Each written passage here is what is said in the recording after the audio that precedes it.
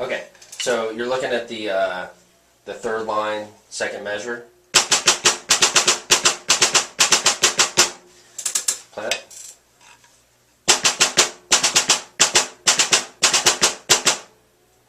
Almost, this rhythm thing.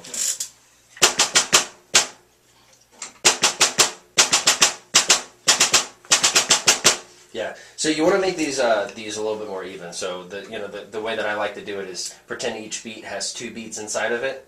So beat 1 is this. I would go 1, 2, and then 3.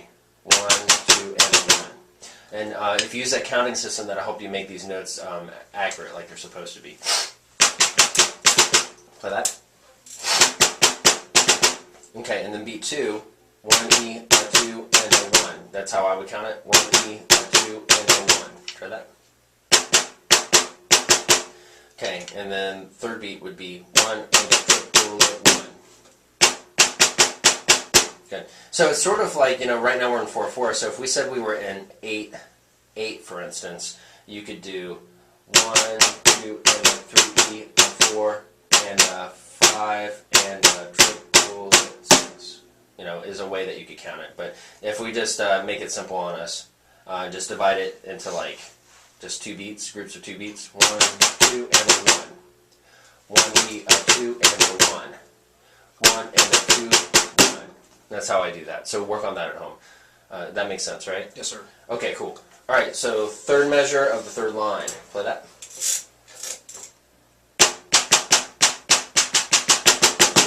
Good.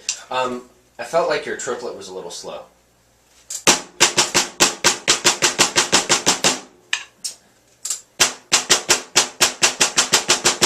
Okay, so you're doing 3 rights in a row for that triplet, correct? Yes. So why do that? Of a way to kind of the 8th notes, you keep on the right hand. So I felt that 8th note triplets I should keep on the right hand. Okay. I don't personally have a problem with that. I always prefer to alternate everything if I can. Okay. I just wanted to end up on beat 3 on my right hand. That's kind of what I was going for. Yeah, that's totally a decent way to do that. I play that triplet as right, left, right, and then I just do it on the right hand. Yeah, and I'm not saying my way's better. That's just what I do. So that's perfectly fine.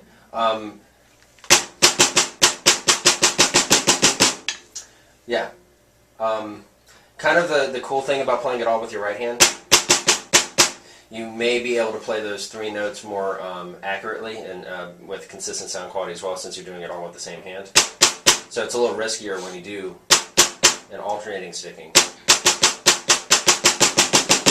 But if I can alternate something, I usually try to do that. And I have pretty good sound quality between my 2 hands. So if you have good sound quality between your 2 hands, you may want to do the same thing. But there's nothing wrong with what you did. Again, like you just want to have a reason for why you do things you do. Okay, so that's cool. Okay, so let's look at the 4th line. Just play that whole line.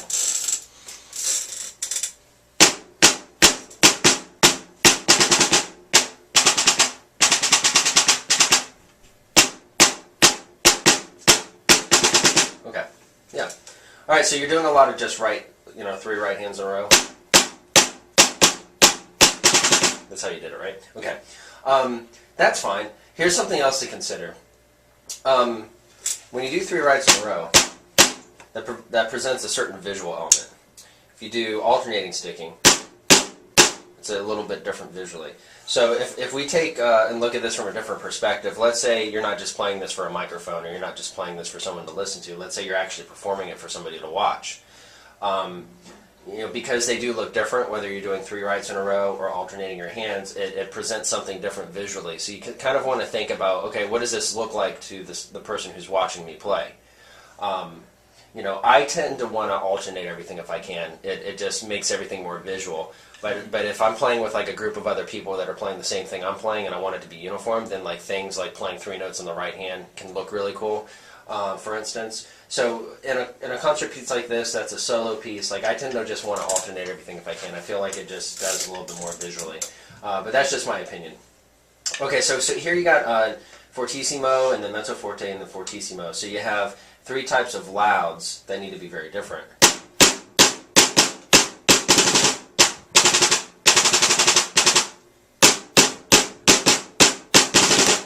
Okay, but I felt like you played that pretty well.